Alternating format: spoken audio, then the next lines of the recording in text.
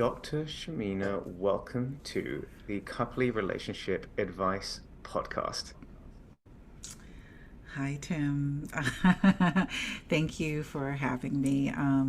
Glad to be here. I'm glad to be here, sharing some information and also talking with you, which I don't get a chance to do enough of. So, thank you. Last time we were supposed to hang out, I unfortunately cancelled. I was supposed to go to LA, but I finally got COVID, had to cancel everything. Oh, what a shame.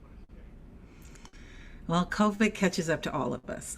You're not the only one, but I'm glad that you're better and you're feeling better. So, Thank you. yeah. Thank you. And for the people Mm-hmm. listening to this, our friends and all of the people that use Couply, you might know Mm-hmm. Dr. Shamina, but if they don't, you are. Dr. Shamina is a licensed marriage and family therapist who provides individual therapy and couples therapy based out of Los Angeles, California. Dr. Shamina practices psychodynamic psychotherapy with a focus on understanding each individual's uniqueness. And so she helps to build self-awareness and help clients meet life challenges and work towards fulfillment. But also, Dr. Shamina is a Coupley OG, and you can find her work in the Coupley Enhancing Oh, thanks. Communication course as well. Yes. Thank you. What an introduction. I just hearing you talk about like this is, all things I do, with regards to couples work and individual work as well. Um, it's a lot. Like when I think about it, it's a lot of work, but good work that I do. And I enjoy it immensely. How did you get into the therapy space? So I mean, I won't bore you with the, kind of the more traditional, like, I think most therapists get into doing therapy with the idea of wanting to help people. And I think I'm one of those individuals. So, but, just to think a little bit deeper, how I got into doing therapy initially, I've always loved the field of behavioral science. I'm very fascinated with criminality and so forth, which a lot of people don't really know about me. And psychopathology. A lot of my work in undergrad was on doing a lot of research studies in criminality and psychopathology. Cool. So I am very much immersed in behavioral health, but also that's from an academic standpoint. But from just who I am as an individual, some of that is my family. Being raised in a very blue collar working family, there was a level of dysfunction that was there, alcoholism, trauma, etc., small t trauma. And I think the combination of the two kind of formed the mosaic of who I am as an individual and wanting to, one, understand myself on a deeper level, understand family dynamics, understand relationships. And then it just evolved, and I came into the field doing individual work, and then a natural progression was like couples work. One of the things you touched on there is small T trauma. And I think for some of the folks listening to this, I'd love for you to dive in a little bit more because I think a lot of we hear trauma, the word trauma getting thrown around a lot, but I'd love to look at some definitions here and see what that means. Well, I'm not, this is going to be more of my definition and my understanding of, I think, small t trauma. Like, I think big T trauma, you think of it in a larger scale, such as natural disasters or, you know, big upheaval with regards to murders and things like that. I mean, big things, kidnapping, rape, and stuff. These are big issues, big T trauma. And I think when I think of small t trauma, I think of the little things. It is the little breaches that happen in the course of relationships. Definitely family dynamics. Let's just say, for example, I have a mother who was not emotionally available. And so that creates this deficit or this kind of void within you, which is a small t trauma of I just don't know what it feels like to actually be loved or feel attended to or feel considered. And these are things that I think all of us probably can vibe with, like, kind of understand, like, little things that have happened on the course of our life growing up that were like little minor breaches. And so I consider those like small t traumas. With these little minor breaches that happen throughout our life, these can have quite a big impact They sure can. as we go throughout our life, and especially in our relationships, right? Absolutely. I think small things become big things. They don't always start off as big things, but small things do become big things if they're not addressed and resolved. Can you give some concrete? Can we go? I would really love to always bring it back to like some concrete examples. So, what are some things that we can talk about here? With regards to Small T trauma, the small impact that c, it can okay. have. Yeah. So let's just say, for example, like I'll go back to the example of, let's just say, for my whole life, I've lived in a environment where there isn't a lot of nurturance or adoration or affection. At some point we start to believe and start to think, as an individual, am I lovable? Can I give love? Is this something that, I don't know what it is? Maybe I don't even understand the real definition of what love is. And over the course of time, let's just say this happens in more of your developmental years, around 5, 6 or so, and you become an adult. We all become an adult. And so that part of you that has had this deficit for so long of, like, I don't know what love is, I've never really felt it. Now you're an adult, now you're in relationships. And so there is this part of you that has obviously not felt love. So now I'm searching for it. Now I'm looking for it in relationships. I'm looking for it maybe in a dysfunctional way, maybe in a way of, I'm in a relationship with someone who's just like my mom, who is emotionally unavailable. And so I am here trying to figure that out, resolve that issue, trying to do the best that I can, be the best version of myself with the hopes that I'm going to be loved. And so this is when you have little things that have happened over the course of your life that become bigger things and can derail, I think, your relationships, and I think the goals that you want to have in your relationship, because I'm not really addressing this unresolved issue. Or are you trying to address that unresolved issue in your current relationship? So you're taking the things that happened to you growing up, the relationship with your parents, and then you're like, well, I'll just grab hold of that problem, and now I'm going to pull it, find someone that also has this similar disposition or treats me maybe a similar way so I can Yeah. resolve it. Yeah. I mean, it's what Freud called more of the repetition compulsion, which is meaning, just in layman's terms, that we have the tendency to repeat what we know. Like, have you, Tim, like, have you actually repeated a pattern in your relationships? Oh, absolutely. Yeah, big time. Yeah. Yeah. So we all fall kind of, I don't want to say victim, but we all fall into this. Even I have. I've repeated patterns in my relationships that mirror my other relationships with parents. Because keep in Mm. mind, our relationships with our parents and all the caregivers and those formulative, those people who are around us at the early stage, influence and inform our intimate relationships, because that's where we learned. I wonder as well if there's something here around.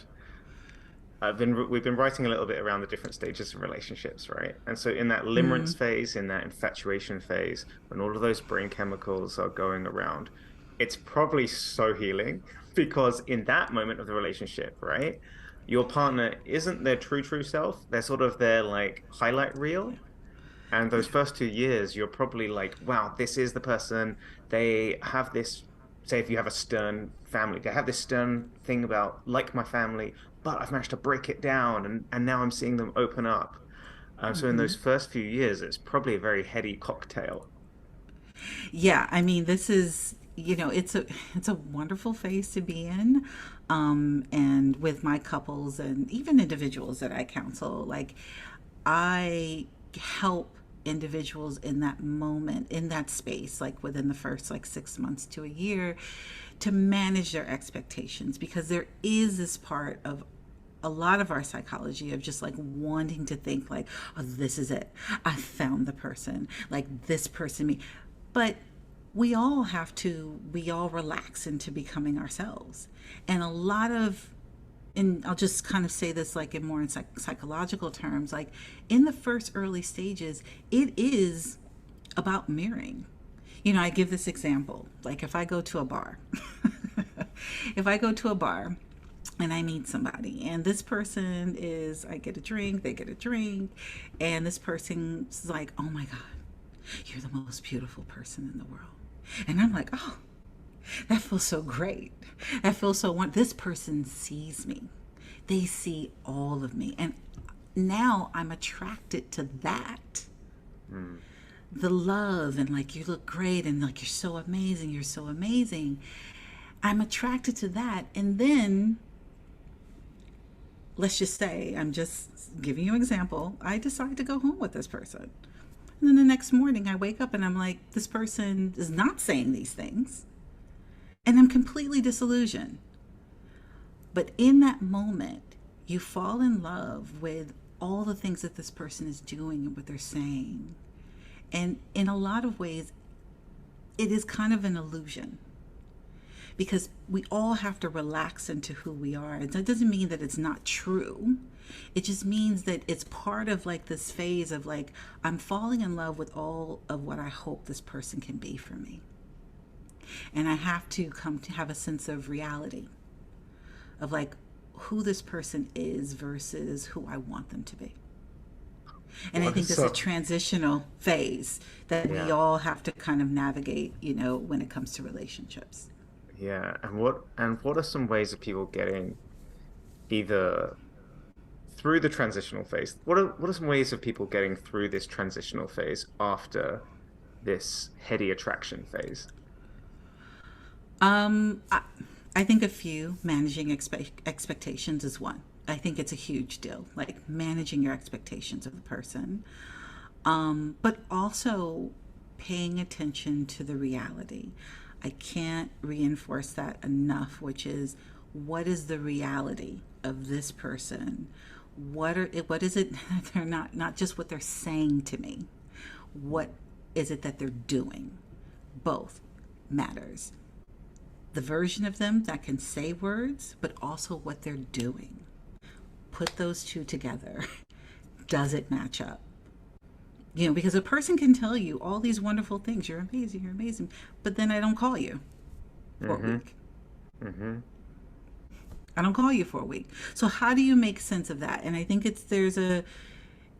you have to really think, you want to think about it's not just what this person's saying, it's what they're doing, putting both of them together, because they're both important when it Mm-hmm. comes to finding out, is this person a match for me? Something I've been thinking about recently is thinking about the shadow or the flip side to any positive attribute that someone presents. You're going to see a flip side from that. And I think it's Mm-hmm. maybe a good way of thinking about this beginning part of relationships is, okay, here's an amazing positive attribute that my partner has. We're in the first 2 years. We're in the honeymoon phase. Let's think about Mm-hmm. all these positive attributes, and now let's think like realistically in the future, that's going to mean the opposite. They're super spontaneous. I love how they always have all these ideas of things to do. Okay, well, that also might mean that they might not be very organized, or they might be overcommit Sure. and end up not committing to things. Oh, they're so organized. They always plan everything. I love how they have everything in a spreadsheet. Good luck trying to get Yeah. them go on a last minute weekend because they're not going to be down for that. Yeah, they're so organized that they forget about the other little things, right? Yeah. Like you're so focused on organizing over here, but then they forget about like, oh, these other little things. So Yeah. yeah, I mean, I think the idea of a shadow side is that's interesting. That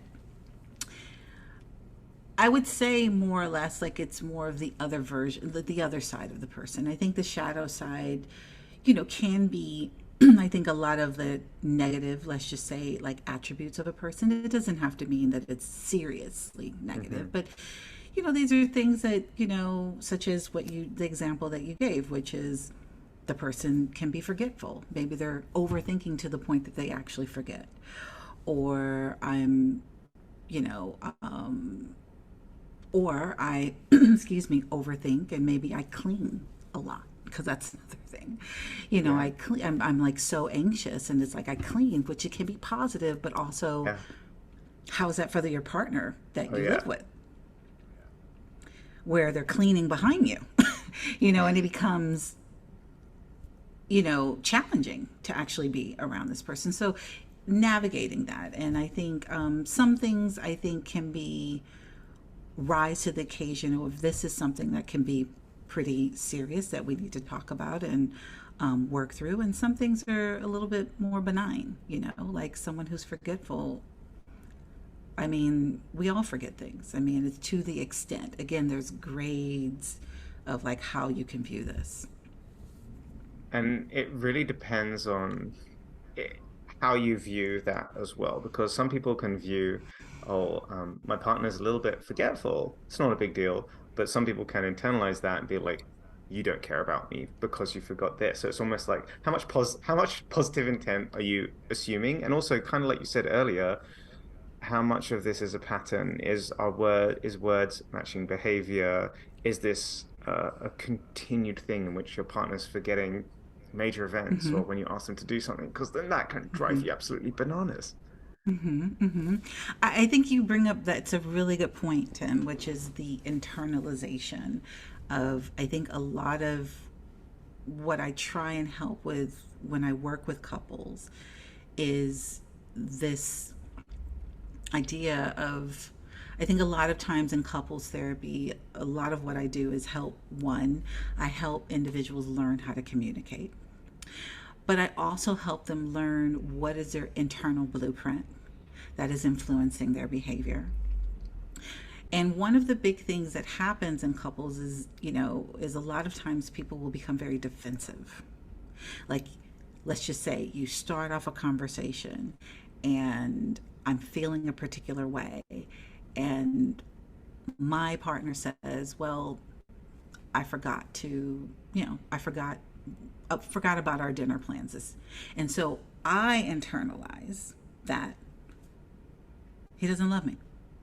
I don't feel loved. Now, that part, which is I've internalized the fact that this person made a misstep, a mistake. I've now gave it a meaning. Mhm. He made a mistake. I've given it a meaning.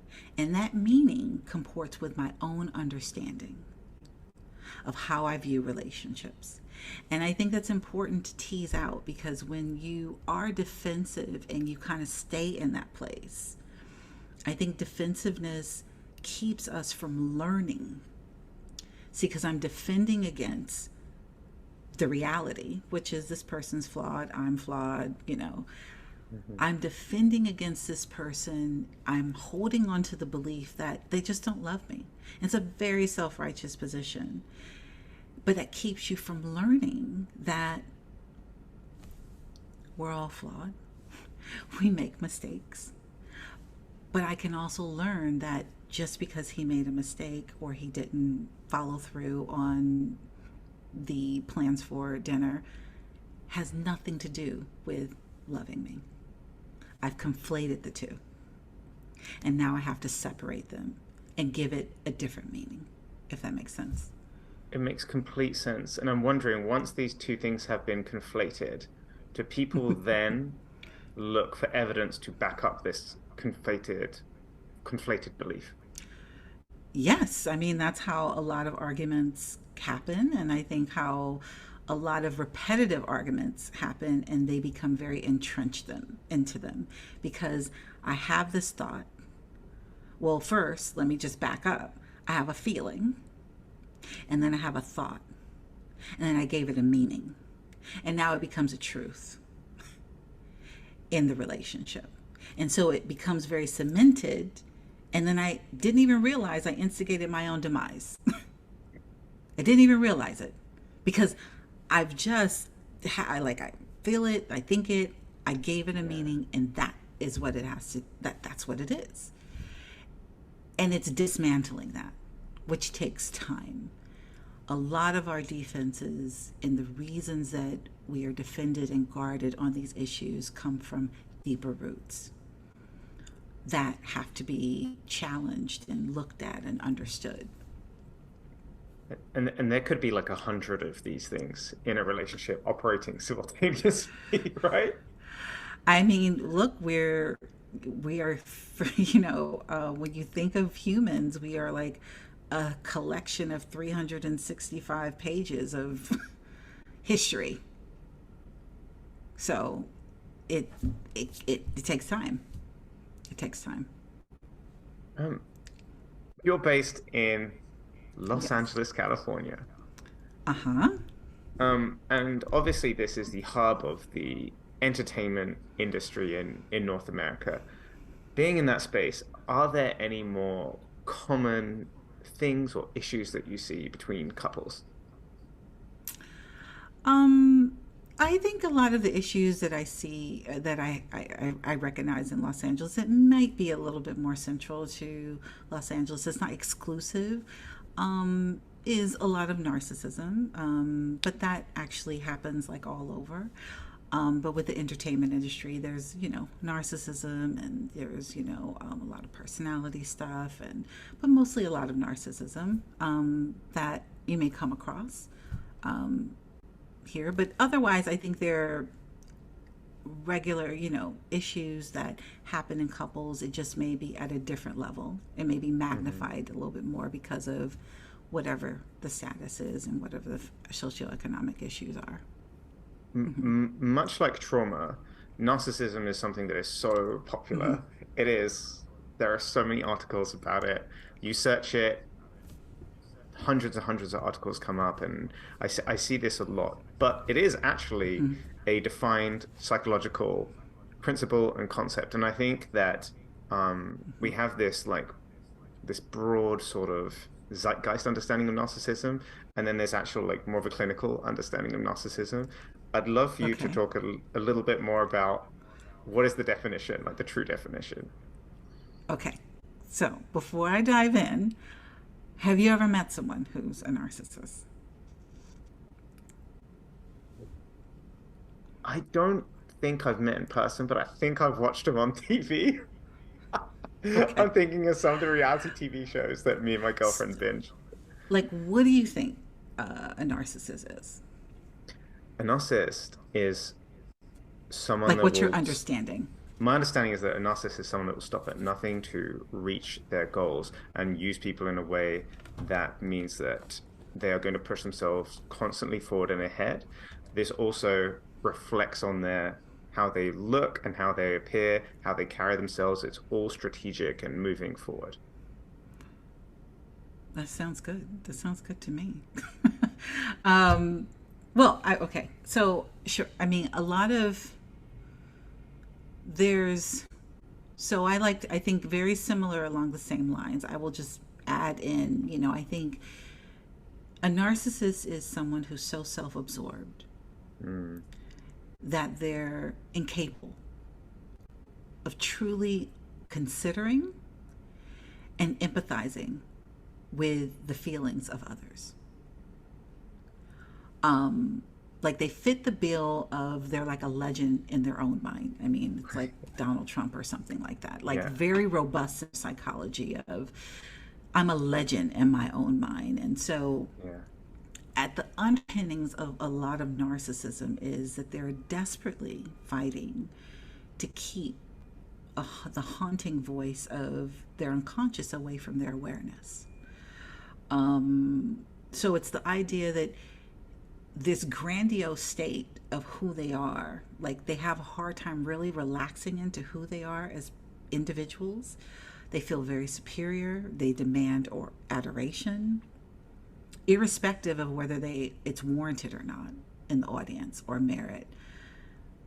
They have a lot of issues with real intimacy, and in choosing to kind of be in this grandiose state of like superior perch where they can look down on other people so that you don't really see the shadow structure that lies really behind this grandiose exterior. That is what I consider a narcissist. I really like that description, and it was so visual I could almost see it in my mind's eye. There's almost a healthy amount of narcissism required, though, to do some pursuits, right? To be an artist, you have to believe Sure. in yourself. You have to do unconventional things. Mm-hmm. I'm thinking, I have a background in the book space. Many authors push their best books are when they stop caring what anyone thinks and they get Mm. fully vulnerable or even just brave and push the plot out. They go places where people that make a lot of people very uncomfortable, and then these are the books that take off. Yeah. And that's Yeah. it's there's a little bit of narcissism in that. There's also the second piece of narcissism where it's like they're confident enough to put their stuff out there and be like, you all need to read this. Sure. I mean, I think the distinction that you're making, and I think it's a great example, is that these individuals it does take a little bit of narcissism to push their books off front. I mean, it takes a little bit of narcissism, even with, I'm sure, with even you, Tim, like Yeah. to create the app and like do this and have this vision. hmm hmm There's a little bit of narcissism in me where I'm like, I feel like I have something to offer and like talk to my clients and really help them. The difference is when you are allowing yourself to be vulnerable, hmm vulnerable enough so that people can see what's inside of hmm you. It's kind of like what is inside of you matches what's on the outside. Yeah. Yeah. Which is different than, Yeah. a narcissist. Like we had a talk and I had explained to you, like, I Mm. like to look at narcissism as like the sun, you hmm know.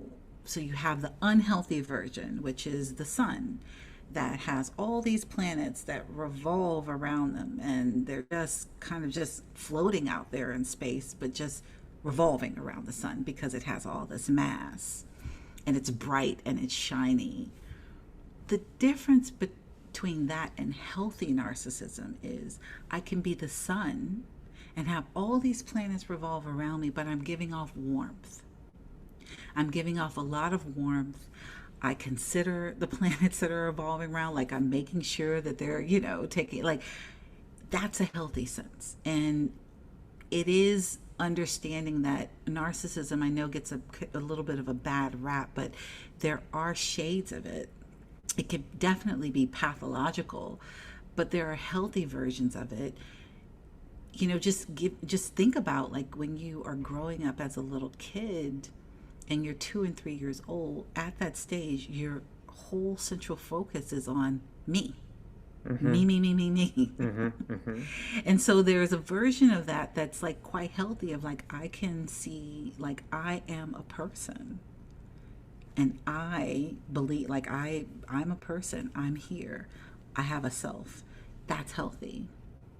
You just want to be able to modulate that where you can actually be empathize with other people, care about other people, consider them in light of the space that you're in. And continuing on this, Mm-hmm. how does this manifest in relationships? Wow. Well, I think a lot. Well, if you've known a narcissist, like, I think you mentioned you haven't met anyone in person, because it's very hard to escape. Right. It's very hard to escape, like, kind of the clutches of, someone who's a narcissist, mainly because they're so charming. I mean, they're Right. very charming. I mean, just on the surface, they're very charming. They're conversational. They make you feel like you're just in their world, and it's so compelling. It's so compelling until it's not. And I think a lot of times people will fall and get into relationships with someone who's a little narcissist. And because of this compelling idea of like this person's like so great and they think so great about me, they adore me and I adore him. And that becomes the compelling piece. But then underneath, there's all these, again, the structure is very shabby. And so a lot of times it's very hard to extricate yourself from these types of relationships with someone who's a narcissist, because you're really holding on to this idea of like, oh my God, when it's great, it's great. When it's not, it's not. But you have this idea of like, it can be so great. And so it's a, excuse my language, it is really a bit of a mind fuck. It Yeah. really is, Yeah. because you're kind of confused, like what happened and what's wrong. So a lot of the, it's like relationships like that are very difficult to extricate yourself from. It takes time. It takes learning how to set boundaries. It takes learning how to develop your own voice to really start separating yourself from the clutches of the narcissist, which can be very difficult. And because you're oscillating, because you're going from these highs and these lows and these highs and these lows, it's very, very difficult to develop any kind of boundaries, self-worth when you're just riding this roller coaster, probably. Because you're like, oh, it's up, it's amazing, everything, we've come out of it, we've come out of the hard parts, and now everything's incredible, and sex is Mm-hmm. amazing. We're doing stuff together. We're so aligned. This is my forever Mm-hmm. person. And then it's like go all the way Right. down. But that ride in itself, It's so the ups and the disorienting. downs. Yeah. It's very disorienting. Um, and so, I mean, a lot of individuals that get caught in the clutches, has to really start taking a hard look at the reason that this was so compelling. And a lot of times, and I'm not saying this is all the time, but generally speaking, a lot of the times is because so much of that love that I desire and that I want and I adore and I want to have in my life is attached to my self worth. So if I don't get it, then that means I'm not good enough. And if I'm not good enough, then I'll try and fix it. I'll fix myself in order to have it. And so there's a cycle there that starts to emerge of I want it, I had it, I lost it, I got to fix it, and now I got to go back again to kind of like re up. So what are some things that people can do if they're listening to this and they're like, wow, Tim, Dr. Shamina, this, you're describing my life.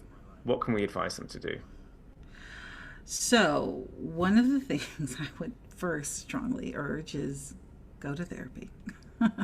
Get into therapy, because I think you need support to go through it. The second thing I would definitely say to the person is don't just look at what the person is, look at how they're treating you. Don't just listen to the words. That's why I mentioned that earlier. Don't just look Mm, at how they're treating you. Because that is a sense of reality of the relationship, right? How are they treating you? And if you don't feel great, then there's something there that I need to question that maybe warrants my attention. So pay attention to what the person is saying, like what they're doing, not just what they're saying, what they're doing to you. And then start to set some boundaries. You have to set some boundaries for yourself in order to protect yourself. And that's not going to be easy. It's not easy. So you have to really find your courage, find strength to start setting boundaries so that you can start to have a little bit of a separation so that you mhm. can develop your own sense of understanding of what's happening. When and then you can move forward.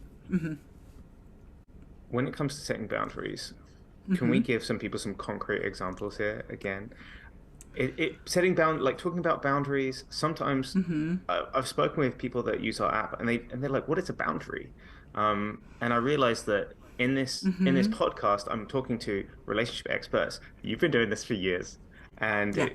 even just getting into some of this basic terminology is very, very, very useful. Yeah. So a boundary is pretty much, it's not, I like to use it like it's a statement that you're making that's not necessarily written in a Sharpie. It's kind of written like with a pencil, where you're stating to this person, let's just say, that's not, that kind of behavior is not okay with me. Or I feel, I don't feel important when you don't call me. I would like for you to actually call me. Or please don't do this. It makes me feel, fill in the blank. These are boundaries. Now, whether or not they're honored is not important. What's important is you're making a formal statement, you're making a statement about yourself, about how you want to be treated, also about how you want to protect and value yourself. So, boundaries are statements of like, this doesn't work for me. I feel a particular way when you do this. Please don't do this. Or please don't call me in at this hour. Or, for example, if you want to make, if you want to go out with me, I'm giving this example, give me some lead time. Hmm. Don't just call me at like 5, 7 o'clock expecting for me to go out. Like, I need to plan. It's a statement about how you want to be treated. When you think about it, it's like I'm setting the standard of how I would like to be treated by this other person, and I'm making a statement about that.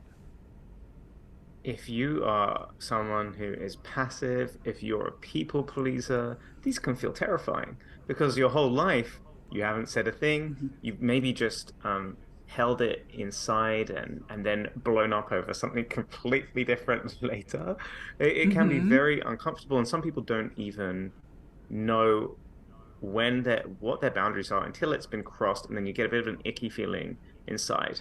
Mm-hmm. Um, Mm-hmm. I think it's a really good process if you get that icky feeling or you feel like someone's taking advantage of me, I don't feel comfortable in this.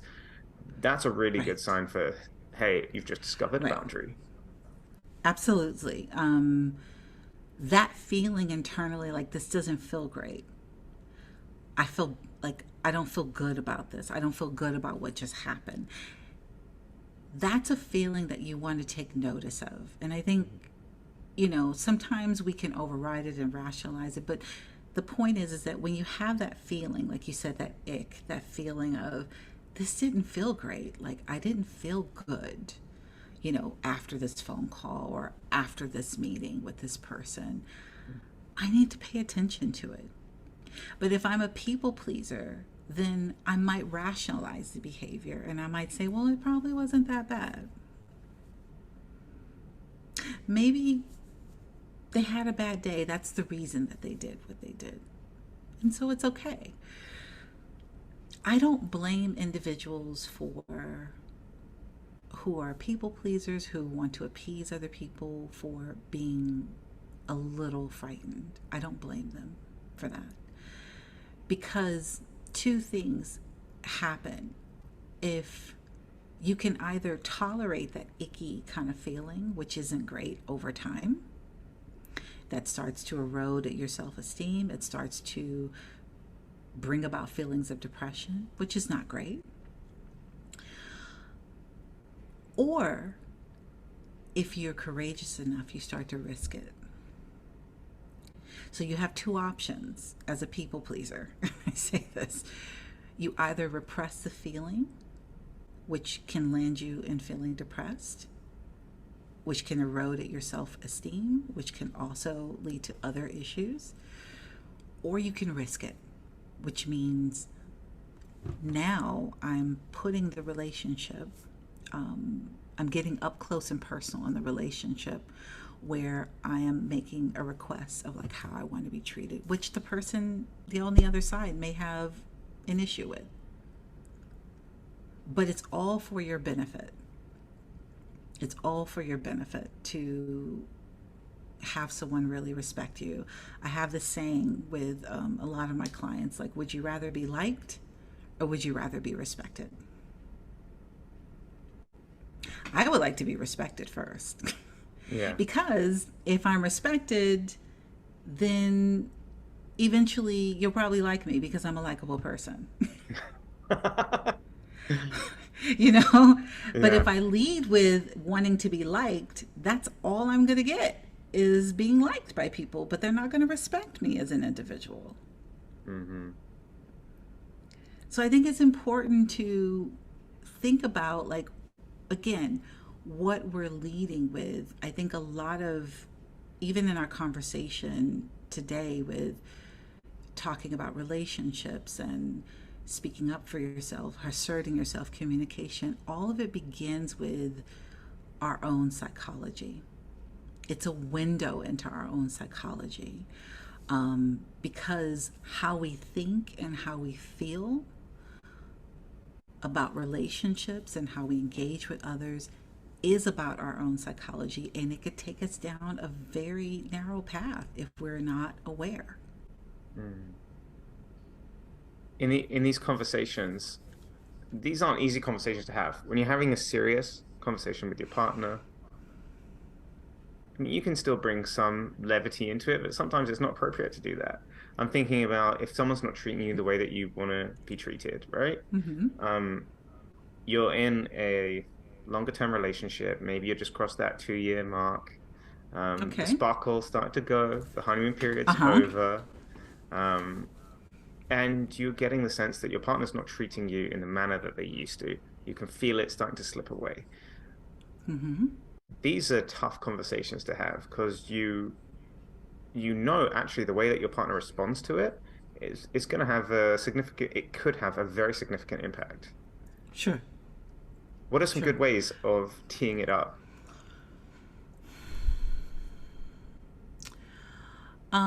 I would say one of the best ways is, you know, being very conversational about it. I know it can be a difficult conversation, but being very conversational about it by saying, hey, this is your partner. Hey, I would, do you have some time? Like, I'd like to talk to you about something that's been bothering me.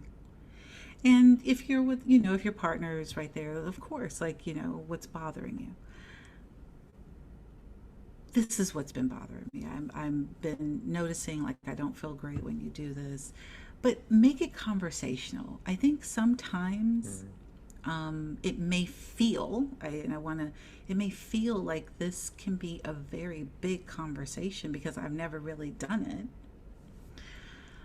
And so there's a lot of anxiety and fear of like, oh my God, I hope this goes well and so forth. But if you can manage and modulate that emotion, really, it is a normal conversation to have in the course of a relationship. hmm So, again, it's about managing and modulating our own feelings about like this is going to be a big deal.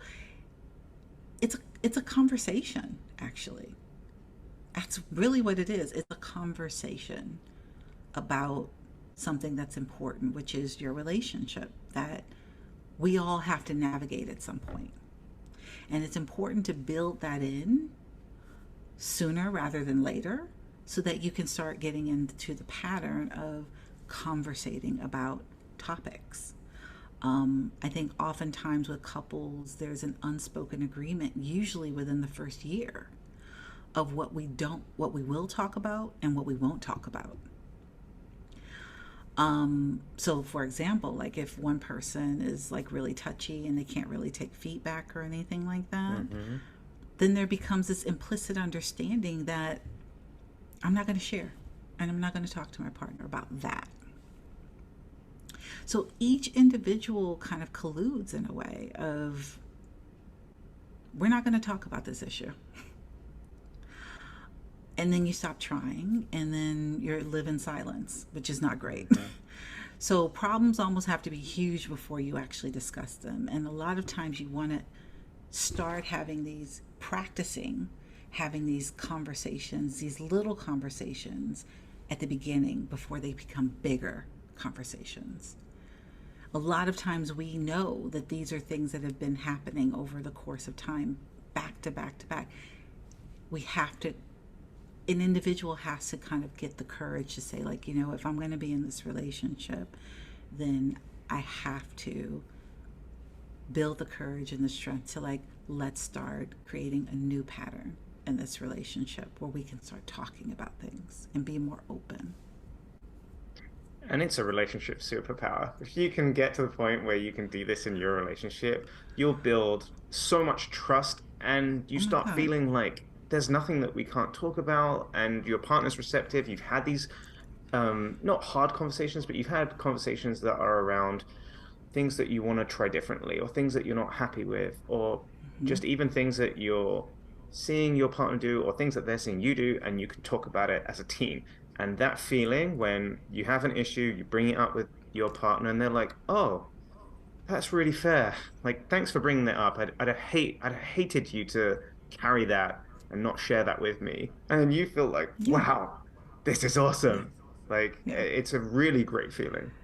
It is a great feeling. I mean, when a relationship hums like that, I mean, you know, you really see, like, this is like the makings of a wonderful, great relationship where we're connected, we're talking about things, we're not, like, little things don't have to be big things. Like, we're kind of just making a conversational of the course of our relationship. We're just making a conversational.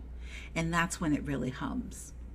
When you really take these small things that happen over the course of a day and start addressing them. And Therefore, it you don't can have to get to the big one. Hmm.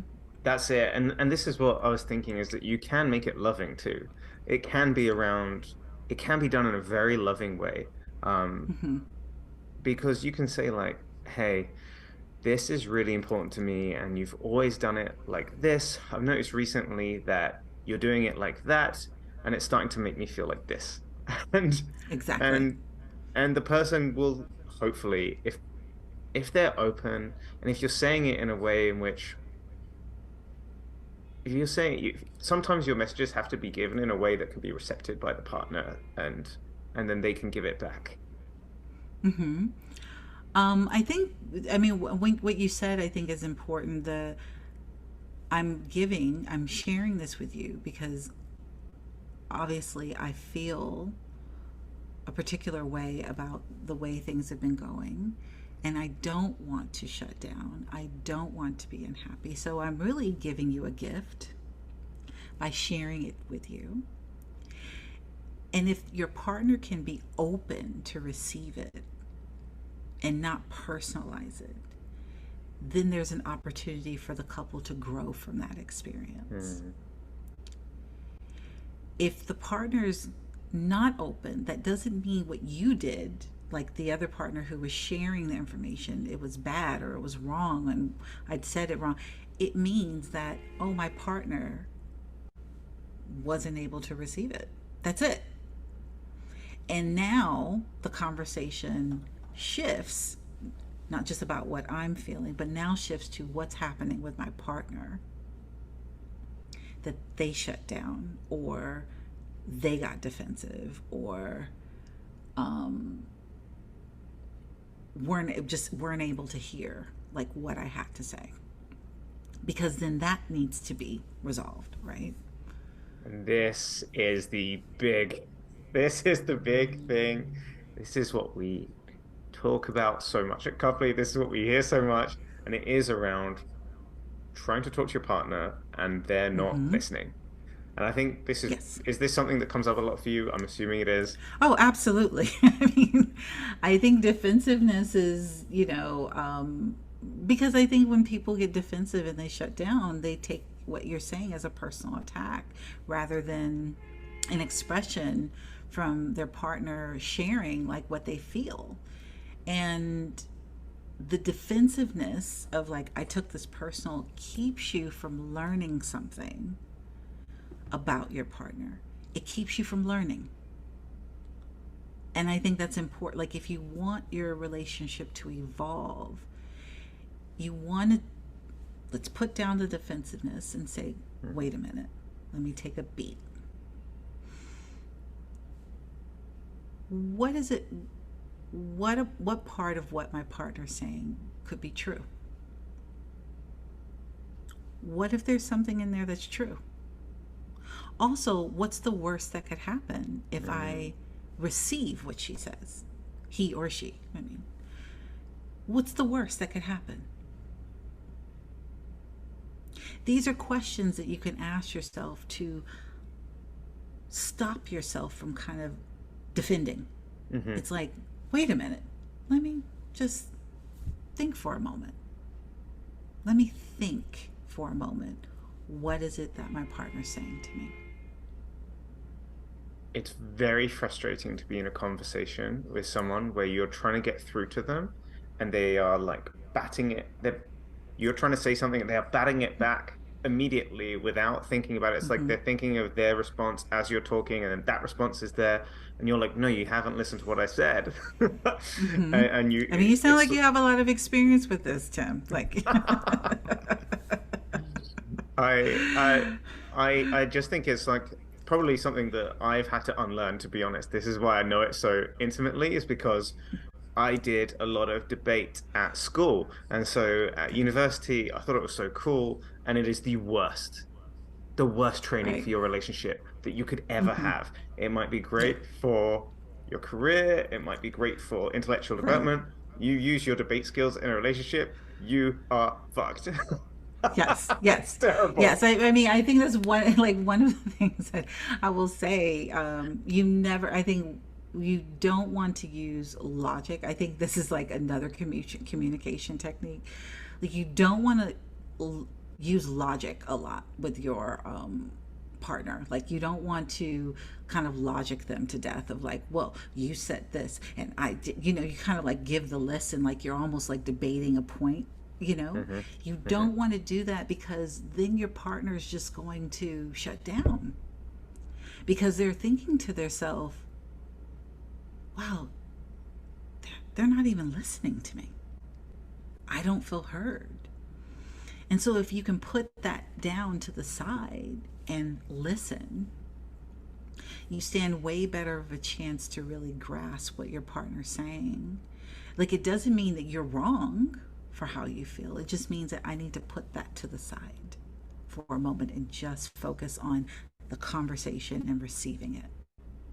And that takes a skill to be able to put your feelings, your thoughts to the side for a moment and just focus on your partner. It's a technique of having one conversation at a time. Mm. Not multiple, but one conversation at a time. Because you can't fix multiple conversations. Like, you can only Hmm. fix one thing at a time. So it takes each partner trying to slow themselves down. Like, we're going to slow this down. We're going to deal with what my grievance is first. And then once that's resolved, then we'll deal with what you have to say. And that does kind of help relieve some of the tension. I always think if you feel if you feel you're about to say you always do this or you never do that, if you feel you're about to say, well, before you said this, and Mm-hmm. if you feel you're about to say, well, give me an example of one time that I've done that or three times I've done that, if you feel that you're going to do one of those three things, Mm-hmm. then you know that you're acting in defensiveness. And instead, you need to find a way to step into curiosity if you want your relationship to grow. If you care about this person and you want to build a relationship with this person, step into curiosity. And even if these questions have to be a little bit hardwired, because it's very hard naturally to do if you've grown up in a certain way, you've been trained in a certain Absolutely. way, Yes. if you can Mm-hmm. step into that and then be like, okay, why are you feeling like this? Can you talk more about that? Or Exactly. how is this making you feel? And just try instead to step. Imagine the way that I always think about it is I imagine that psychologically, I'm not standing across from my partner, but I'm standing next to my partner with my arm around them, and I'm trying to look at what they're painting. That's how I try and do it in my own mind. It's wonderful. No, I think that's wonderful to, excuse me, to be able to do. It takes time to undo a lot of behaviors of like the defensiveness. I mean, I think that's the big one that comes up a lot of times in couples. Also, the blame. That's another one that's like big. It takes time to really dismantle that. But I think you give, the idea of have to put it to the side for a moment because my partner, the person that I care for, is in pain, obviously, because they're telling me this. And so if I care for my partner, I want to put it to the side and try and be curious about what they're saying. What is it that you're saying? Is there some truth in there? I'm like, what are you feeling about this? Let me listen with an open mind, not with the idea of I have to defend my little self and my personal self, but to keep an open mind about what this person is saying to you. Because again, if I can't listen, then I can't learn. We're dancing this line as well between respect and Mm-hmm. responding with curiosity, right? Because sometimes you feel like you're being disrespected when your partner is coming at you with criticism, but it's not that. It's still worth listening, right? And the way in which you have this conversation, I think, is an important one. But there is like a tension there. Does that make sense? Mm-hmm. No, I hear you. I think being so non-defensive in communicating is, I think, reparative in and of itself. Hmm. Like if you could put the defensiveness down, like very often in my work, nothing more has to be done to ease the other's pain than to just listen, Hmm. in a very deep and caring way, to what the other person's saying. Like, you don't have to try and convince your partner that it's like I care about you. Of course, I love you. It's like all you have to do is just listen, be in the present moment, and that is reparative in and of itself. A lot of times there's nothing to be done except just listen. Are these the same as sober conversations? Yes, it is. I use, having a sober conversation. I use that term sober, um, to highlight that a lot of time when you have conversations, it can be infused with so much anxiety and so much fear, and again, influenced by your own psychology, that starts to color what you say and how you receive it. And when you can have a sober conversation, it's really just being able to sit, relax, and listen to what, and only listen to what you're being told and responding. Because then all the noise is not there. It doesn't mean you're not a little anxious or you have your feelings, but it's really seeing things clearly, not through this lens of, let's just say, if anxieties or trauma or what have you. It is about seeing things clearly, exactly the way they are. Wonderful. What are some final tips that you can give our coupley couples? Hmm.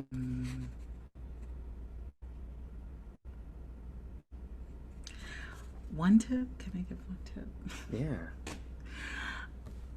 I will say this.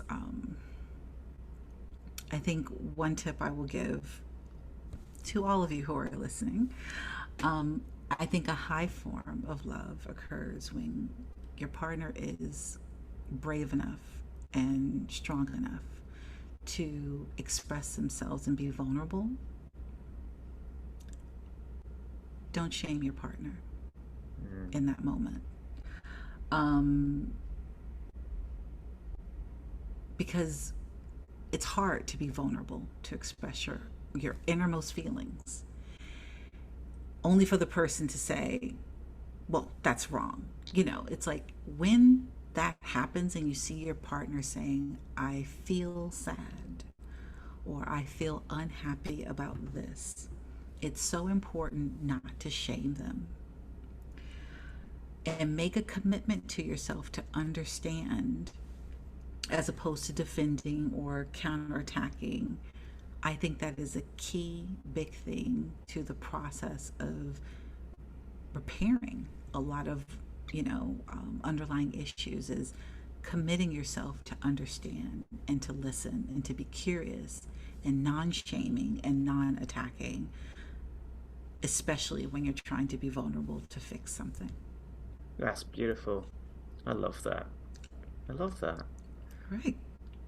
It's been a real pleasure as always. What's happened? What are you up to for this year? What have you got going on? And then we'll get into the how people can get in touch with you. But Sure. what's happening? Because Um, I feel like you've got some things going on. well, my practice is, busy, busy, busy, which is great. And I'm so excited that, things are still with my practice going really well. I have slowly started to culminate my ideas to write a book.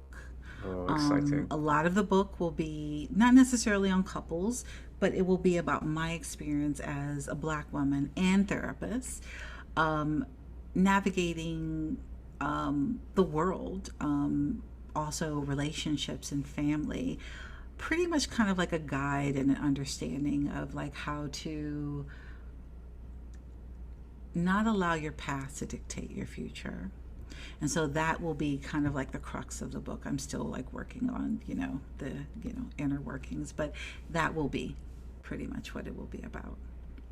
And I also have Amazing. my podcast, which you can always check out, Dark Matters with Dr. Shemena, where I like to talk about things that happen in my therapy room, things that I think might be helpful for couples and individuals, all aspects of psychology.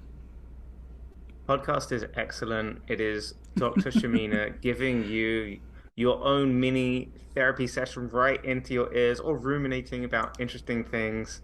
Um, Almost wanted to pivot our podcast just on the one about that you recently had about like what is going on with men. I was like, oh, this would be also a great conversation.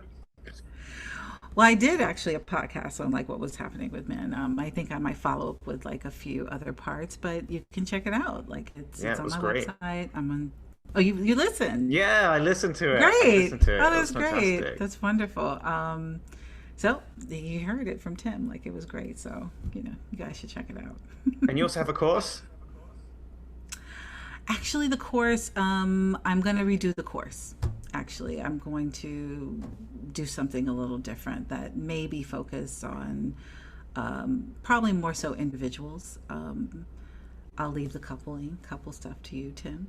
But but it'll be focused on like individuals. Like at some point, I'll kind of rework the actual course. Fantastic. And when those are Hmm. all out, please let us know so we can let I everyone will.